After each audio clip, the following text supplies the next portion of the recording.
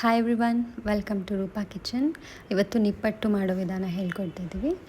ಬೇಕಾಗಿರೋ ಸಾಮಗ್ರಿಗಳು: ತುರಿದಿಟ್ಕೊಂಡಿರೋ ಕೊಬ್ಬರಿ, ಸ್ವಲ್ಪ ಜೀರಿಗೆ, ಸ್ವಲ್ಪ ಇಂಗು, ಬಿಡಿಸಿ ಜಜ್ಜಿಟ್ಕೊಂಡಿರೋ ಬೆಳ್ಳುಳ್ಳಿ, 1 ಕಪ್ ಮೈದಾ ಹಿಟ್ಟು, 2-3 ಸ್ಪೂನ್ ಅಕ್ಕಿ ಹಿಟ್ಟು, ಒಣಮೆಣಸಿನ್ಕಾಯಿ, ಸ್ವಲ್ಪ ಎಳ್ಳು, ಕಡಲೆ ಬೀಜ ಹುರಿದು ನಾವು ಸಿಪ್ಪೆ ಬಿಡಿಸಿ ಈ ಥರ ಓಲ್ಡ್ ಮಾಡಿಟ್ಕೊಂಡಿದ್ದೀವಿ, ಹುರಿಗಡಲೆ, ಸ್ವಲ್ಪ ಕರಿಬೇವಿನ ಸೊಪ್ಪು, ಅದ್ರ ಜೊತೆಗೆ ರುಚಿಗೆ ಬೇಕಾದಷ್ಟು ಉಪ್ಪು ತೊಗೊಂಡಿದ್ದೀವಿ.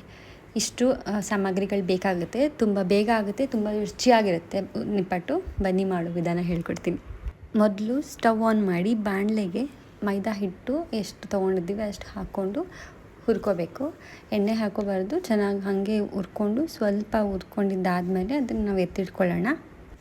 ಇದು ಈಸಿಯಾಗಿ ಆಗೋ ರೆಸಿಪಿ ಆಗಿರೋದ್ರಿಂದ ನಾವು ಮನೆಯಲ್ಲೇ ಮಾಡಿಕೊಂಡ್ರೆ ತುಂಬ ಒಳ್ಳೆಯದು. ಹೊರಗಡೆ ತಂದು ಮಕ್ಕಳಿಗೆ ಕೊಡೋದಕ್ಕಿಂತ ಮನೆಯಲ್ಲೇ ಮಾಡಿ ನಾವು ಈ ಥರ ಇಟ್ಕೋಬೋದು.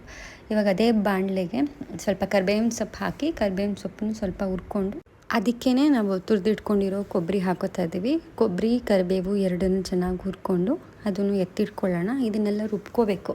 ಅದಕ್ಕೆ ಡೈರೆಕ್ಟಾಗಿ ನಾವು ಮಿಕ್ಸಿ ಜಾರಿಗೆ ಹಾಕೋತಾ ಇದ್ದೀವಿ. ಈ ರೀತಿ ಚೆನ್ನಾಗಿ ಹುರ್ಕೋಬೇಕು. ಇವಾಗ ಇದನ್ನು ಜಾರಿಗೆ ಹಾಕೋತಾ ಇದ್ದೀವಿ. ಮತ್ತು ಅದೇ ಬಾಣಲೆಗೆ ನಾವು 10-11 ಒಣಮೆಣಸಿನ್ಕಾಯಿ ತೊಗೊಂಡಿದ್ದೀವಲ್ವ, ಅದನ್ನು ಹಾಕ್ಕೊಂಡು ಎಣ್ಣೆ ಹಾಕೋಬಾರ್ದು, ಹಾಗೆ ಹುರ್ಕೋಬೇಕು ಡೈರೆಕ್ಟಾಗಿ. ಇದನ್ನು ಚೆನ್ನಾಗಿ ಹುರಿದಿದ್ದಾದಮೇಲೆ ನಾವು ಮಿಕ್ಸಿ ಜಾರಿಗೆ ಹಾಕ್ಕೊಳ್ಳೋಣ. ಇವಾಗ ಅದೇ ಜಾರ್ಗೆ ಹುರಿದಿಟ್ಕೊಂಡಿರೋ ಕಡಲೆ ಬೀಜ ಹಾಕೋತಾ ಇದ್ದೀವಿ. ಅದ್ರ ಜೊತೆ ಹುರಿಗಡಲೆನೂ ಹಾಕ್ಕೊಂಡು ಮಿಕ್ಸಿಯಲ್ಲಿ ರುಬ್ಕೋಬೇಕು. ತುಂಬ ಜಾಸ್ತಿ ನುಣ್ಣಗಾಗೋ ಥರ ರುಬ್ಕೋಬಾರ್ದು. ಈ ರೀತಿ ತರಿಯಾಗೇ ಇರಬೇಕು. ಆವಾಗ ನಿಪ್ಪಟ್ಟು ತುಂಬ ಚೆನ್ನಾಗಿ ಟೇಸ್ಟಿಯಾಗಿ ಬರುತ್ತೆ. ಇವಾಗ ಒಂದು ಪಾತ್ರೆಗೆ ಅಕ್ಕಿ ಹಿಟ್ಟು, ಮೈದಾ ಹಿಟ್ಟು ಹಾಕ್ಕೊಂಡಿರೋದಕ್ಕೆ ಇವಾಗ ರುಬ್ಕೊಂಡಿರೋ ಮಿಕ್ಸ್ಚರ್ನ ಆ್ಯಡ್ ಮಾಡ್ಕೋತಾ ಇದ್ದೀವಿ. ಇವಾಗ ಇದಕ್ಕೆ ನಾವು ಎತ್ತಿಟ್ಕೊಂಡಿರೋ ಸ್ವಲ್ಪ ಜೀರಿಗೆ ಹಾಕ್ಕೋತಾ ಇದ್ದೀವಿ. ಆದಮೇಲೆ ಸ್ವಲ್ಪ ಎಳ್ಳು ಹಾಕ್ಕೋತಾ ಇದ್ದೀವಿ. ಎಳ್ಳು ಮತ್ತು ಬಿಡಿಸಿ ಜಜ್ಜಿಟ್ಕೊಂಡಿರೋ ಬೆಳ್ಳುಳ್ಳಿ ಹಾಕ್ಕೋತಾ ಇದ್ದೀವಿ.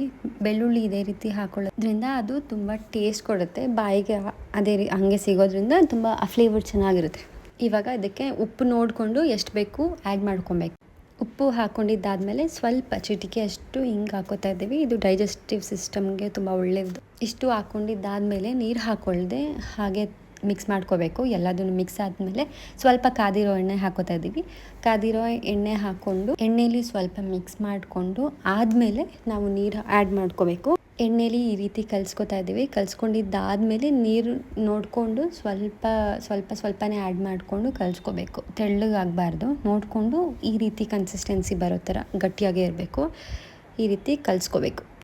ನೋಡಿ, ಈ ರೀತಿ ಕನ್ಸಿಸ್ಟೆನ್ಸಿ ಇರಬೇಕು. ಇಷ್ಟು ಗಟ್ಟಿಯಾಗಿರೋ ಥರ ಕಲಸಿ ಇಟ್ಕೋಬೇಕು. ಇವಾಗ ಜೊತೆಯಲ್ಲಿ ನಾವು ಎಣ್ಣೆ ಕಾಯೋದಕ್ಕೆ ಇಡೋಣ.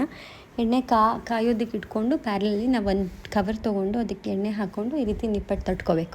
ನೋಡಿ, ಈ ರೀತಿ ನಾವು ಮುಂಚೆನೇ ನಿಪ್ಪಟ್ಟು ತಟ್ಟಿಟ್ಕೊಂಡಿದ್ದೀವಿ. ಸೊ ದಟ್ ನಾವು ಒಂದೇ ಸಲ ಎಲ್ಲದನ್ನು ಬೇಯಿಸ್ಬೋದು ಅಂತ.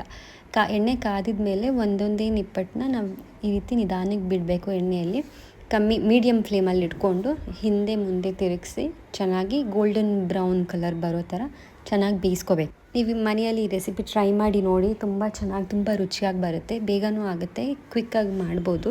ನಿಮಗೆ ಬೇರೆ ಯಾವ ರೆಸಿಪಿ ಬೇಕು ಹೇಳಿದ್ರೂ ನಾನು ಅದನ್ನು ಮಾಡಿ ವಿಡಿಯೋ ಮಾಡಿ ಹಾಕ್ತೀನಿ.